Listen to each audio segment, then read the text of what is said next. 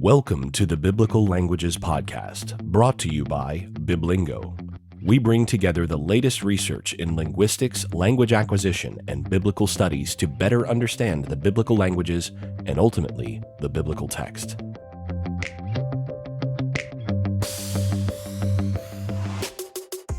As always, this episode is brought to you by Biblingo, the premier solution for learning, maintaining, and enjoying the biblical languages. Visit biblingo.org to learn more and start your 10-day free trial. Welcome to the Biblical Languages Podcast. I'm Kevin Grasso, and I am going to discuss the grammar of Good Friday and Easter today.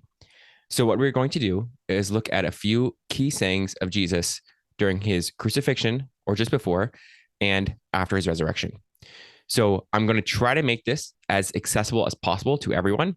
That being said, we're going to look pretty deeply at times into the Greek and Hebrew to try to figure out what Jesus was saying in some of these key moments. So I am going to try to explain all the technical terms I use and things like that, because I know this could be of interest to lots of different people. So bear with me. If you are a scholar and you feel like I'm going too slow, I'm sorry. If you are a layperson and don't know any Greek and Hebrew, I'm going to do my best to translate everything and make this accessible, but bear with me as well. If it is a little bit too fast, you can go back and listen to it as well. If you are listening to this, I do have slides.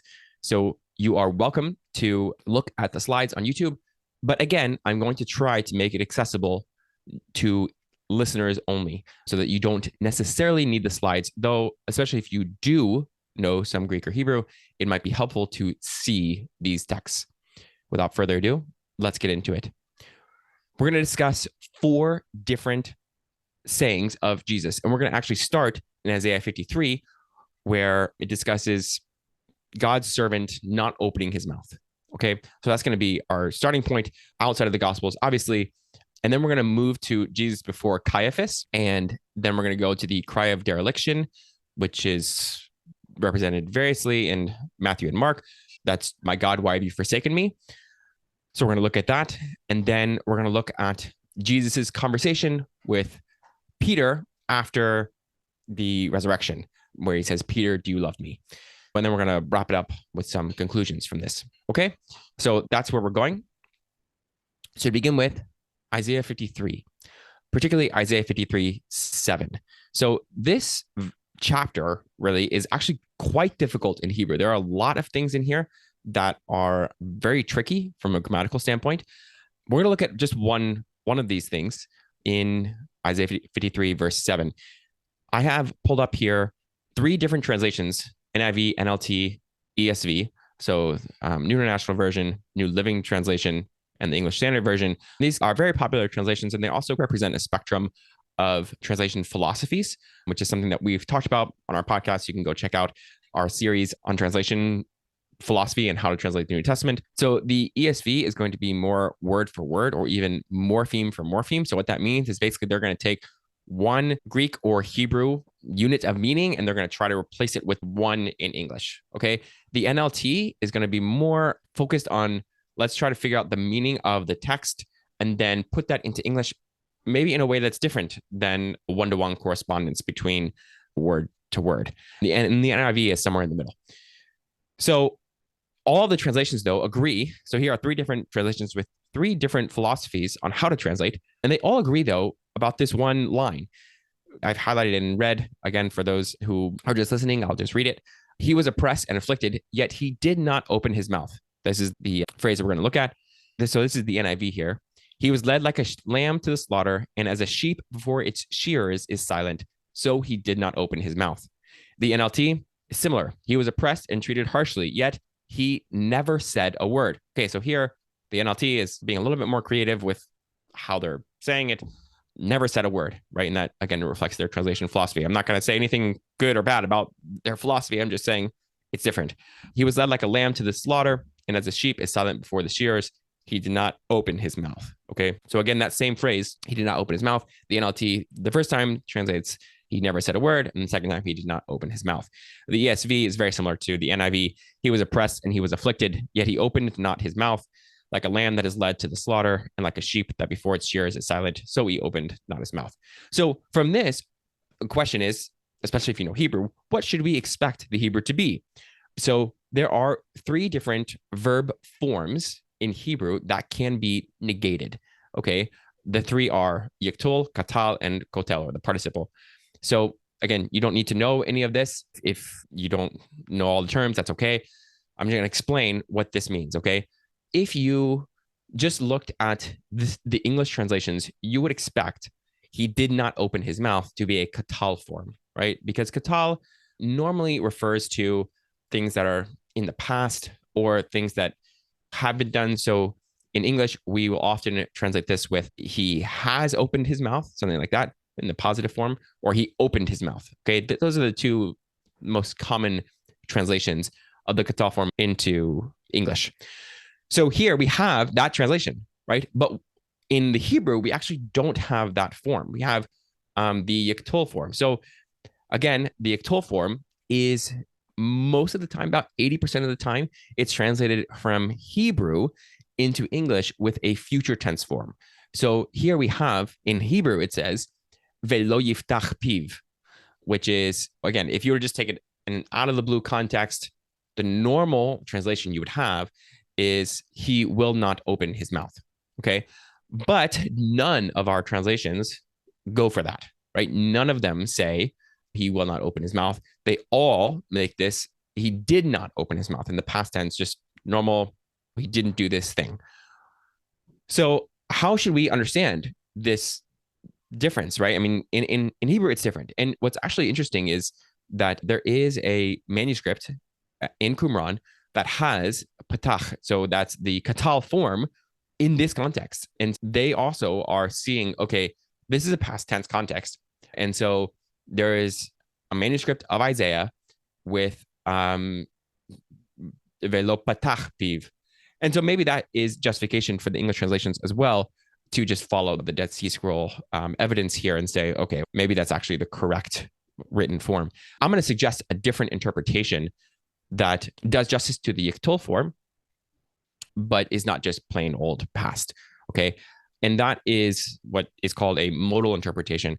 And in English, we have these modal verb forms: should, might, can, would, right? All of these are English modals, and they have different meanings, right? If I said, I should open my mouth, that means one thing. I can open my mouth means another thing, et cetera, et cetera.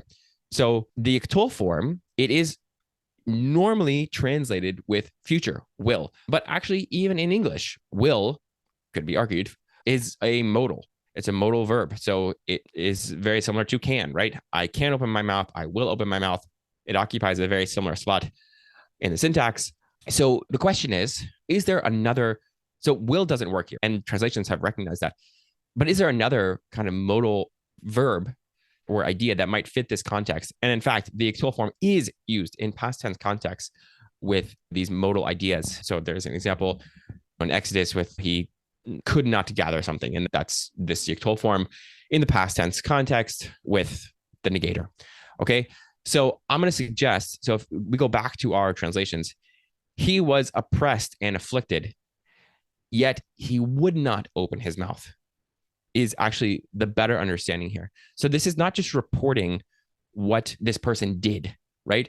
It's suggesting, so when I say that he was oppressed and afflicted, yet he would not open his mouth, it suggests that there's something that is compelling him to open his mouth, but he doesn't do it. That's the idea here. He was led like a lamb to the slaughter, and as a sheep before its shears is silent, so he would not open his mouth, and he would not open his mouth. So the idea is that there is reason to open your mouth, right? Actually, if you are being led like a lamb to the slaughter, then you should open your mouth. But despite this, he doesn't. And this is, again, the point here is that you actually lose that in the translations that have been provided in the NIV, NLT, and ESV. You lose this flavor of there's something that is compelling him to open his mouth, and he doesn't, even despite reason to. So that is, I suggest, the proper way to understand Isaiah 53:7. And that brings us to Jesus before Caiaphas, where we begin with this line, but Jesus was silent. And so again, this is probably echoing Isaiah 53:7. So this is in Matthew 26:63 and in Mark 14:61. In Greek, it says, Hode Jesus esiopa. And so that is, but Jesus was silent. And it says the same thing in Mark 14:61. So we have this same kind of context here, right? Where there's something that's compelling Jesus to speak out for himself, but he doesn't, right? And so he would not open his mouth, even though he had reason to, namely being on trial and facing death. So then we come to Caiaphas' question. It says, I'll read it in Greek. I'll just read the relevant part here, just for the sake of time. Tell us, e su e ho Christos ho huios tu theou. So this is just read from Matthew's version. Tell us if you are e su e ho Christos, if you are the Christ, ho huios tu theou, the Son of God. Okay. Again, Mark's version is very similar. They ask him if he is. They ask him, su e ho Christos ho huios tu euloge tu. This is very similar. Are you the Christ, the Son of the Blessed? So in Matthew's version, we have the Son of God, and in Mark's version, we have the Son of the Blessed. And that's probably just a circumlocution for God's name in the mouth of Caiaphas. So Caiaphas doesn't want to say God, he says blessed, and that's a reference to God. Okay, so pretty much the same thing. Luke's version omits the son of clause or the son of phrase. And so it just says, e su e ho Christos. They ask him whether he is the Christ. So this is the question. What is very interesting is that Caiaphas here is equating Christos, the Christ, with Son of God. Okay, so that's going to play a role in Jesus' answer. That's going to be interesting when we look at Jesus' answer.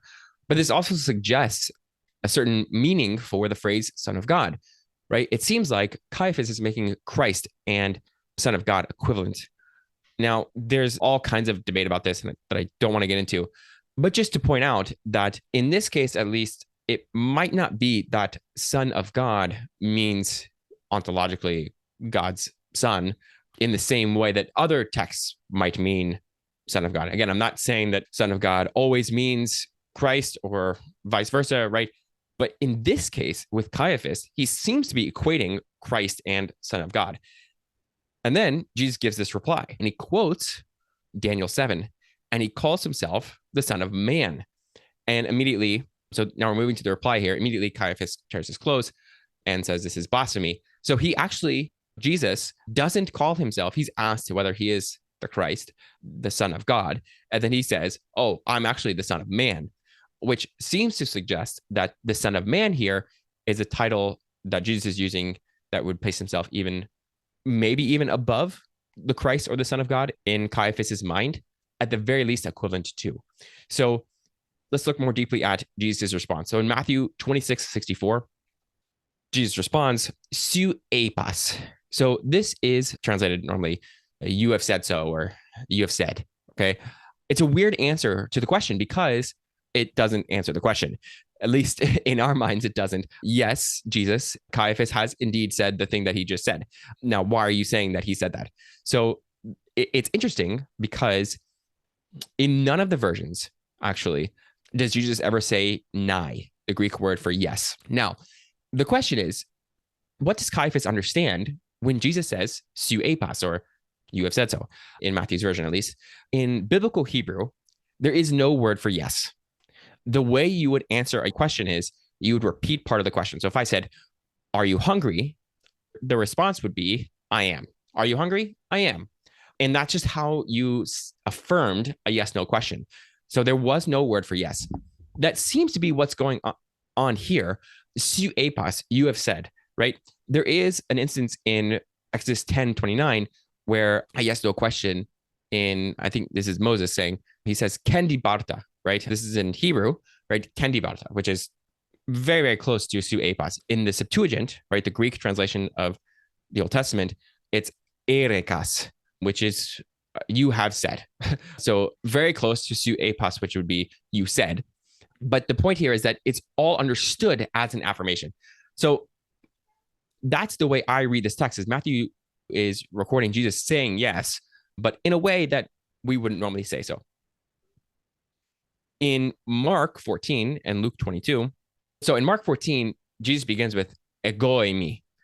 And so this could be an implicit reference to, so ego eimi would be I am. Okay. So first of all, this could just be an answer to the question. Okay. That's on the table. Are you the Christ? I am. Again, that's perfectly normal.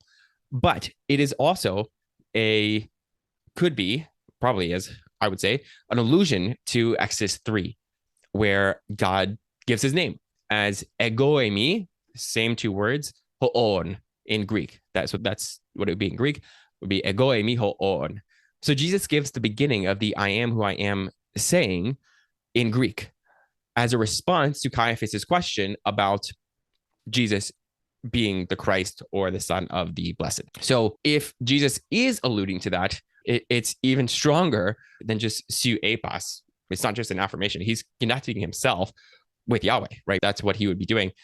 Luke also has this at the very end. Humes legete hoti. That's you guys say that I am. Okay. So again, it could just be that he's affirming, you guys say that I am, and indeed I am. But the fact that there is this ego eimi could be an allusion to Exodus 3 with God's name being I am who I am. Now, what is really interesting about this is in Matthew's version and Luke's version, is in the beginning of this quote, or just before this quote about Jesus being the Son of Man, there's this temporal phrase. In Matthew, it's ap arti, and in Luke, it's apo tu nun. So both of these mean from now on. Okay. Arti is now and nun is now. They're both, and apo is in both. It just means from. So in both cases, it's from now on. And then he gives this quote. From now on, you will see the Son of Man seated at the right hand of power and coming on the clouds of heaven. Okay. That's the quote in Matthew that follows from now on.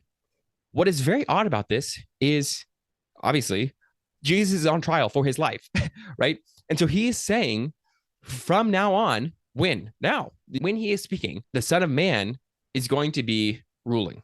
He's going to be at the right hand of power, right? And coming on the clouds of heaven. Everyone would have understood that to mean he's in charge. I mean, it's a quote of Daniel 7, where the Son of Man is, again, at the right hand of God, and he's ruling and reigning.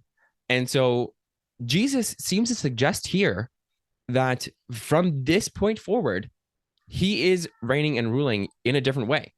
From this moment on, they're going to see the Son of Man reigning. And so when you put that perspective into the Passion narrative, this is the way he rules and reigns. This is the whole point, is that he rules and reigns through his death. And it starts at Jesus' trial. So this is a huge statement, super interesting, but also shows you the kind of king and kingdom that Jesus is bringing. So with this in mind, we're going to go to the cry of dereliction. So this is Matthew 27, 46 and Mark 15, 34. It's not in Luke. The cry of dereliction means, my God, why have you forsaken me? Or that's what it's referring to. Before we get into the significance of this, I do want to take a little detour on what language was Jesus speaking. First of all, because I think it's interesting. This is the Biblical Languages podcast, and it is indeed quite interesting. And two, it's actually quite unclear. And there's been, like everything else in scholarship, quite a lot of debate about it. And you might be curious, if you're reading your English Bible, why there are these subtle differences between Matthew's version of this and Mark's. So Matthew's version has Eli lema sabachthani. Okay. Mark's version has Eloi lema sabachthani. Okay. So the main difference, and this is just pulling from the NA28 Greek New Testament. So that's just a standard text of the Greek New Testament. We'll look at in a second that there's a lot of variation in the manuscripts. So they're also giving us an interpretation. But the main difference between these two quotes in Matthew and Mark, at least as this Greek New Testament gives us, is in this first word, Eli versus Eloi. Eloi. And even if you don't know Greek or Hebrew, you can tell that the words I'm saying sound different. Eli, Eloi. So Eli is in Matthew 27, and Eloi is Mark 15. Okay, so we're going to look at why these are different and try to explain the differences. The big question is this Hebrew or is it Aramaic? Okay, so that's the big question that we're asking. What is interesting, right, is that Jesus was probably often speaking Hebrew or Aramaic. I think he probably spoke Greek as well. But most of the time, the words are just in Greek.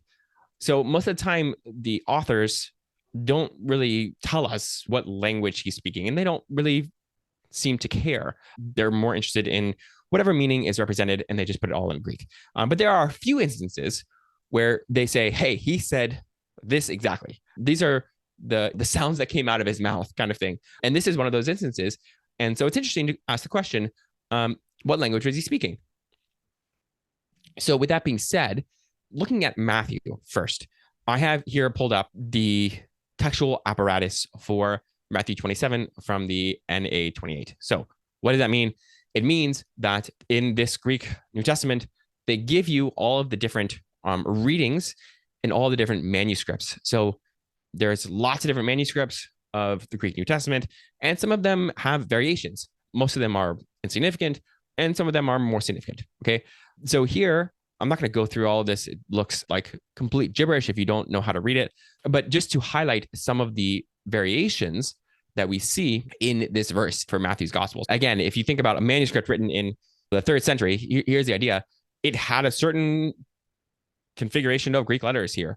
And if another one, a century later, had a different configuration of Greek letters, then we're left with a decision to make on which one is the original. Okay. In this case, Matthew's Gospel is kind of all over the map in the manuscripts. There are many manuscripts that have Eloi, Eloi, just like in Mark's. Okay. But the NA28, right, the people who are trying to figure out exactly what the original was are saying that that's probably not right because they have Eli, Eli in our Greek New Testament. And then there's all kinds of variations with the next two words as well. So instead of lemma, they have lama or lima. And instead of sabachthani, there's zdaftani and all other kinds of variations of sabachthani, sabachthane, or e. So just different variations. Okay. Mark is very similar. Some manuscripts, right? Just like some manuscripts in Matthew have Eloi, Eloi, some manuscripts from Mark have Eli, Eli. And then again, instead of lemma sabachthani, we have lima sabachthani, lama zdaftani. So what's going on here? Why is there so much variation in these Greek New Testament manuscripts for this phrase? So let's look at the differences between Eli and Eloi. So Eli would map onto Hebrew. It would sound just like that. Eli, which would be my God. Eloi would map onto Aramaic, and that would be Elohi. That would be my God in Aramaic. So you can see that they're similar, but the key difference is the O that we have in Aramaic. Okay. So the question to begin with is Eli or Eloi more likely to be the thing that Jesus said? What's very interesting is that in both Matthew and Mark, they record confusion over Jesus's words. So some people think that he's calling Elijah. That is the response. And it's weird because it's like, why would he be calling Elijah? And what makes you think he is? Well, Elijah's name is Eliah, which you could shorten to Eli, right? That is identical to the Hebrew Eli, what the shortened form would be. And even the longer form, Eliah, is very close to Eli. Versus Eloi would be much, much harder to confuse with Elijah in Greek. To me, this suggests, so if both Matthew and Mark are recording this, this suggests that Eli is the best reading of what Jesus said. So they are confusing Eli, referring to my God, with Greek Eli, referring to Elijah. So these might be people that didn't speak Hebrew or Aramaic, or Hebrew in this case, because I'm arguing that it's Hebrew.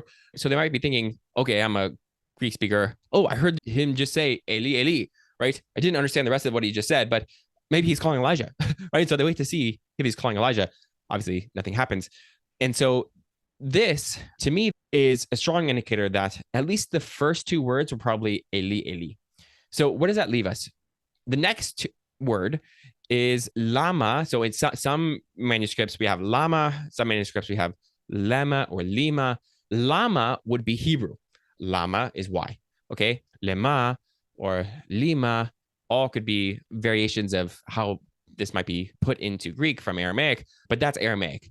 Okay, so again, these are very close in this case. Lema, lama, what's the difference, right? But you can see that there's confusion within the manuscripts, right? Because if we just said we started with Hebrew, and lama would be the most natural thing to continue with because that's Hebrew. But as we will see, sabachthani, so now we come to the last word, sabachthani is Aramaic. Okay. In Psalm 22, it's azaftani. That's the actual word in Psalm 22 in Hebrew. This actually is attested in some manuscripts as zdaftani, right? So this azaftani is actually, at least in some manuscripts, represented in Hebrew. So the whole thing would be in Hebrew. Eli, Eli, lama zdaftani. Okay. But most manuscripts, or at least the best manuscripts, have sabachthani, okay, which would be shevachtani or shevachtani, however you want to pronounce Aramaic. People do it different ways.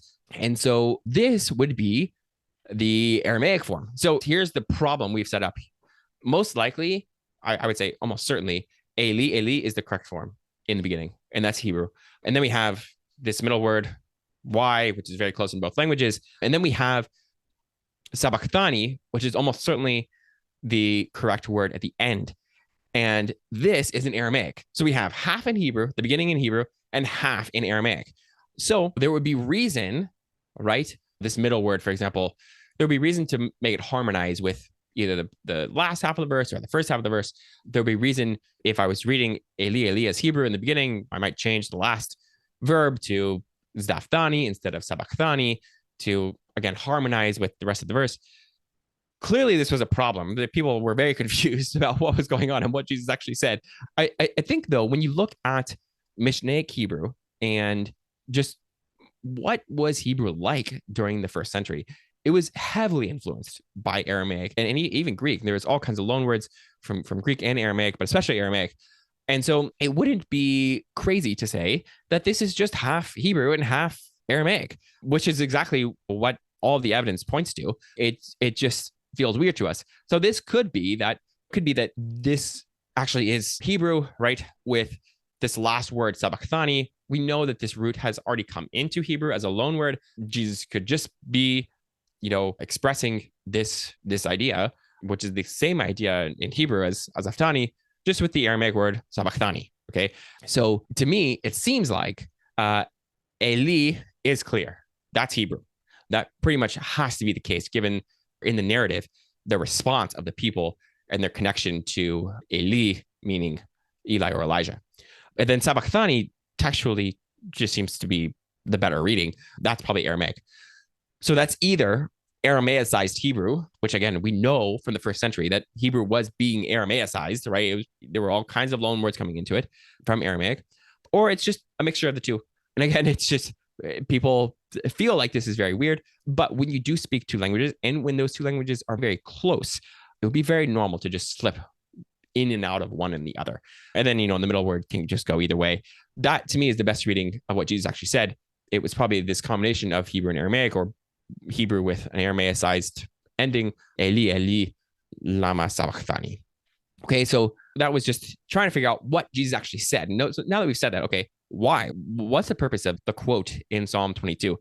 This is interesting because some scholars have just said, well, it's just him feeling really, really bad, right? And obviously that's part of it. My God, why have you forsaken me? But another part of it has been suggested, namely that Jesus is trying to reference the whole of Psalm 22 when he quotes the first verse. So this was a known practice at the time that basically people knew their Bibles so well that when you quoted one part of a chapter, you might be referencing an extended part of it, the whole thing, or more than just that one verse. So scholars have gone back and forth whether that's true or not. What's interesting, though, is that in all of the Gospels, including John, there are multiple references to Psalm 22. And it seems like the authors are trying to say that this is a fulfillment of Psalm 22. So obviously we have what we just said, the cry of dereliction, Psalm 22:1. Jesus actually quotes the Psalm. Okay. Psalm 22:7 is quoted in Matthew 27:39 and Mark 15:29. Psalm 22:8 is in Matthew 27:43 and Luke 23:35. There's other allusions. We have Psalm 22:15, Psalm 22:17, Psalm 22:18, right? All of these verses packed in a very short little story, all these allusions to Psalm 22. So the question is, why?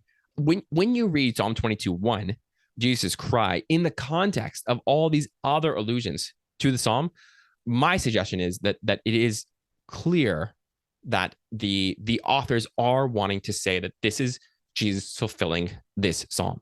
So the question is, what is the end of Psalm 22? How does it end? I'm just going to read this. This is just an English version. I can't even remember which one, ESV or I think NIV. This is Psalm 22, 27 through 31. So it says, all the ends of the earth will remember and turn to the Lord, and all the families of the nations will bow down before him. For dominion belongs to the Lord, and he rules over the nations. All the rich of the earth will feast and worship. All who go down to the dust will kneel before him. Those who cannot keep themselves alive. Posterity will serve him. Future generations will be told about the Lord. They will proclaim his righteousness, declaring to a people yet unborn, he has done it. Multiple things in here could refer to Jesus' death and resurrection. But at the very least, we already saw Jesus say to Caiaphas, from now on, I'm going to be reigning and ruling. And here we have at the end of Psalm 22 and verse 28, for dominion belongs to the Lord, and he rules over the nations. Right after Jesus' death, Jesus commissions his disciples to go to the nations to announce the kingdom of God to them. So to me, it is not far-fetched to say when the gospel writers are continuously alluding to Psalm 22, and when Jesus himself alludes to this psalm, he doesn't intend, or they don't intend, just the parts before the end, right? Although obviously those parts are the parts that are actually happening during the crucifixion, right? They're dividing his garments, casting lots for his garments, that kind of thing. Those are the allusions to Psalm 22. But then at the end, after it's all said and done, this is the way that Jesus reigns and rules, right? This is what Jesus said. From now on, you will see me seated at the right hand of the power. The way he reigns and rules is through his death and resurrection. And if everyone had the end of Psalm 22 in mind, or if the gospel writers are suggesting that we should have the end of Psalm 22 in mind, we know that the end is with Yahweh ruling over the nations. This is him ruling over the nations. And how does he do it? He does it through his son, through his death and resurrection. So that brings us to Peter, do you love me? Okay. Again, scholars have done a lot of different things with this. And it's very interesting because the Greek there's just some nuances in here that are hard to bring out in a translation. And so what does it mean, right? So first of all, question Peter's love 3 times parallels Peter's threefold denials. That's almost certainly the case. We'll just say that up front. Okay. The question is, each of these questions of Jesus has subtle differences. And is there a difference in meaning between them, particularly in degree? And I'll explain what that means. So the first question is in John 21:15. So each of these questions has Jesus asking the question first, Peter responding, and then Jesus giving a command. Okay. So that's the structure of each one. So in the first case, it's Jesus saying, agapas me pleon touton. Okay. Do you love me more than these? And Peter replies, Nai Kyrie, su oidas hoti philose. Yes, Lord, you know that I love you. Jesus says, Bosque ta arniamu. And so this is variously translated. I'm going to say, nourish my lambs. Okay. And I'll get back to this translation in a second. But if you notice, if you know Greek, Jesus says, do you love? And Peter replies with philo. You can, if you don't know Greek, those two words sound different. Most of the time, they're both translated as love into English. Okay. So there's 2 different Greek words, right? Jesus is asking one thing, and Peter is just is responding with a different word. Okay, that's going to be important for us moving forward. The second question, John 21:16, Jesus says, agapas me. Okay, so if you notice the difference between this one and the first one is agapas me pleon tuton. Do you love me more than these? Okay, and so in the second question, it's just agapas me. And Peter gives an identical response. Nai kurie siu oidas oti philose. Yes, Lord, you know that I love you. And again, we have this mismatch between Jesus's word for love, agapas, and Peter's word for love, philo. And then Jesus says this command, poimaine ta probatamu. And this is like pasture my sheep. And then we come to the third question. And here Jesus says, philes me. Here Jesus uses the word for love that Peter has been using throughout. And here Peter gives a slightly different response. Lord, you know everything. You know that I love you. And here as well, there is a different word for know. There is pantasi oidas, which, so Peter has used oidas previously. He has not used ginoskes. And so he still holds to the same thing. Look, Jesus, philose, I know. This is how I feel towards you, philose. Okay. But once Jesus questions that with the same word that he's been saying, Peter gets a different response. And then Jesus finally says, bosque ta probatamu, nourish my sheep. Okay. So here again, I'm going to try to explain this. I've put up this chart for the three different questionings and follow-up responses. And I will try to explain it to anyone who is just listening.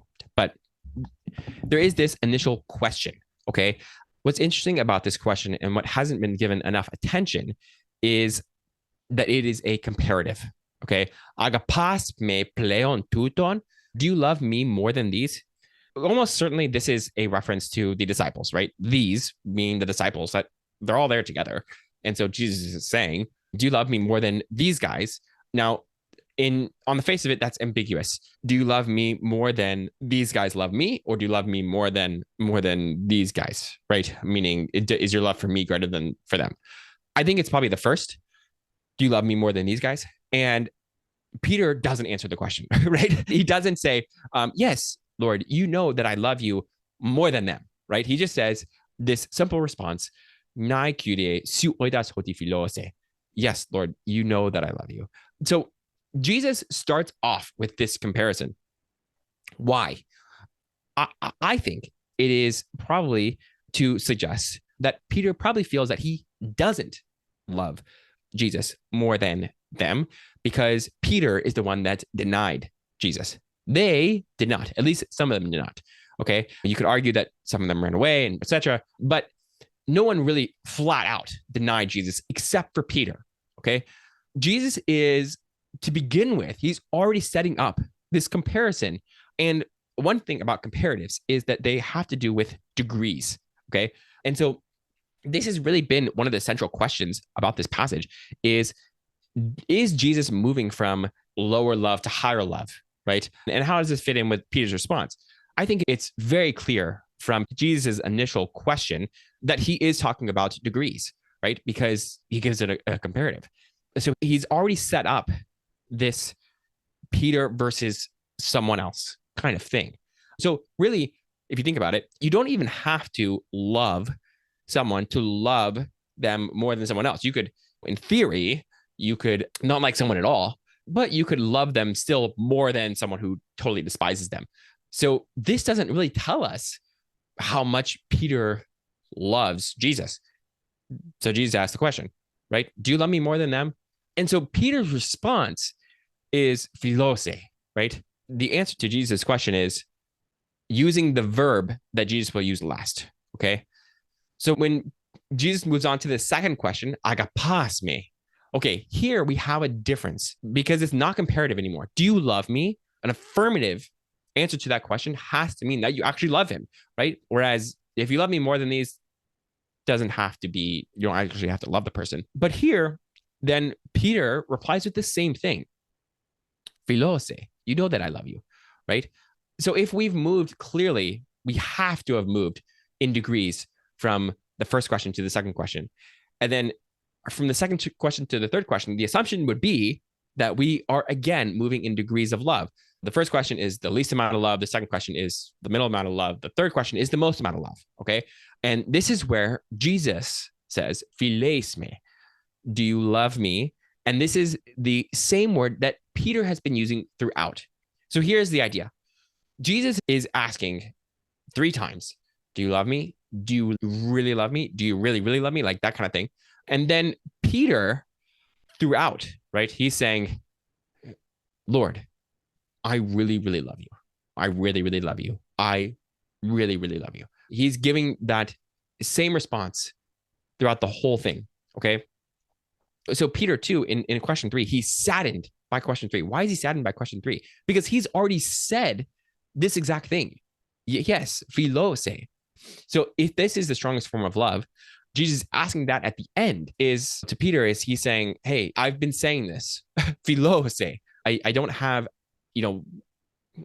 even not comparing myself to others, right? You know that I love you. Okay. There's another reason why I think this really is a difference in degree. Again, against some scholars, Peter has no problem repeating himself verbatim, right? Literally the second and third answers to the question are the exact same. And the last one, it's the exact same verb for love. He just says, you know everything. And then he gives a different form for know, which is probably a little bit stronger as well. And he again repeats himself that he loves him in this way. And so Peter, it seems, is repeating himself that he really does love Jesus. And Jesus is confirming this with progressively higher degrees of love until at the end he says, okay, enough, right? So this is, again, debated, but that is my current position on this whole issue. The last thing is Jesus' follow-up. So what's interesting is that Jesus actually does give different commands to Peter. In the first one, it's boske ta niamu, and the second one, poimane ta probatamu, and in the third one is boske ta probatamu. So here's the kind of structure. Boske ta niamu is, so we have ta niamu in the first one, and that is different than the second and third, right? And then the first and third have the same verb, and the second one has a different verb, okay? So first of all, what's the difference between ta niamu and ta probatamu? So remember, the first one has ta niamu. This is normally lambs, okay? The second and third have ta probatamu, and that is just plain old sheep, okay? So really, just the way to think about this logically is lambs are a subset of sheep, okay? Every lamb is a sheep, but not every sheep is a lamb because lambs are baby sheep. So the first command then is to do something for the lambs, okay? Now, that brings us to the verbs. So we have 2 different verbs here. Philo actually makes a distinction between these 2 verbs. It's in that the worse is wont to attack the better. That's the reference from Philo, 25, paragraph 25. So basically he says that bosco, and so this is the verb found in the first and third question, is to nourish. And poimaino is to guide or lead, okay? So here we have nourish first, lambs. Then we have second, guide sheep, and then nourish lambs, okay? So why does he do this? First of all, I'll say it up front. This is hard to know, right? Some people have just said, oh, these are synonyms. Look, they've used this also as an argument for there being no distinction between the love words. And they said, oh, look, he's just playing with language and he's using synonyms in the same way. Again, Peter's response is consistent, always the same. Why isn't Jesus the same? Probably because he means something different. So synonyms in the context of each other, or close synonyms, right, often draw out the subtle contrast between the two. So in this case, I would suggest that arnia, the lambs, refer to the disciples. So the reason why is because in the first question, he is comparing Peter's love to the disciples' love, right? And then he references, the idea would be that he references his immediate disciples in his follow-up, okay? So he's calling them the arniamu, the lambs. And then he gives 2 commands to the general probata. So this, I think, is just general Jesus followers, like his people, right? So if the lambs are just his disciples, right? His immediate disciples that are right there, the sheep are everyone. So for the sheep, he says to guide, lead, protect, that kind of thing in the second follow-up. In the third follow-up, he says to nourish them. Okay. Here we have these two commandments to Peter to guide, lead, and protect Jesus' followers as a whole. And then also to nourish them, right? These are should be understood spiritually, right? None of them are sheep and none of them need this sort of like nourishment, right? Like physically. So this is Peter's call to be the leader of the church. This is Peter's commission to take care of the sheep, both in terms of guiding and protecting them and nourishing them. Now, what's lacking in this is the call for Peter to lead, guide, and protect, right? This is how I'm translating poimaino, and this is exactly what Philo does with it, to lead, guide, and protect the lambs, right? So if those are the disciples, why does he say just to nourish them and not to guide and protect them? So what's interesting about this is that right after this, Jesus says that Peter will die for him, right? He describes his death. And we know that many of the disciples died very gruesome deaths. At least that's what church history, early documents have told us. And so maybe what he's saying, Jesus here, is there is this subtle hint. Okay, you need to nourish my lambs, the ones that are closest to me. And you need to protect and nourish everyone else. But the ones that are closest to me, they're going to die and they're going to be treated harshly, right? And those ones, right, you're not going to be able to protect and guide in that way. Again, that is in keeping with one, church history of what we know about what happens to Jesus' immediate disciples, but two, keeping with the context of Jesus talking about the disciples right here, comparing Peter's love to their love. And the word arnia, referring to lambs, that would be a term of more like fondness. And then also just the actual difference between these words and the immediate context following, where Jesus begins talking about the death that Peter will have for Jesus. For those reasons, I think there is actually a difference between what Jesus is saying here. Jesus uses different words and he means different things by them. And in both his questions to Peter and in his follow-up, his commands to Peter. Again, lots has been said about this. I'm just giving you some linguistic reasons to view this passage in this way. So let's just go over a few highlights of where we've been. We said Isaiah 53:7, despite there being reason to, God's servant did not open his mouth. That's the best reading, I would say, according to the grammar. Caiaphas' question, Jesus affirms that he is king. He does it with a subtle reference to Exodus 3, Yahweh at least in Mark's gospel, possibly in Luke's as well. And he affirms that he is reigning as king, even beginning at his trial.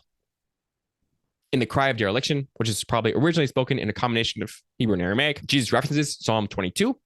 And throughout the Passion narrative, the gospel writers are referencing Psalm 22 and alluding to it in different ways, that Psalm 22 is happening now. And the end of Psalm 22 speaks about his universal kingdom. And that is completely in line with what Jesus has said, in that this is how he's going to reign as king, right? He begins at his trial. He is reigning and ruling. And that looks differently than the world would think.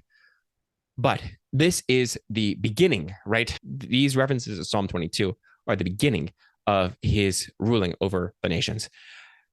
And then finally, Jesus questioning Peter. Jesus uses different words for a reason.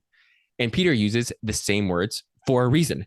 This is not just stylistic variation or whatever. Jesus reinstates Peter and commissions him to nourish and protect the flock while hinting at the violent death of his immediate disciples. So I hope you enjoyed this episode of the Biblical Languages podcast and diving into these sayings of Jesus from his death and resurrection. I know I had a lot of fun looking into all these various issues. I hope you did as well. Thank you for listening to the Biblical Languages podcast, brought to you by Biblingo. If you enjoyed this episode, be sure to subscribe on your favorite podcast app and leave us a review. You can also follow Biblingo on social media to discuss the episode with us and other listeners. And don't forget to visit biblingo.org to start your 10-day free trial of Biblingo.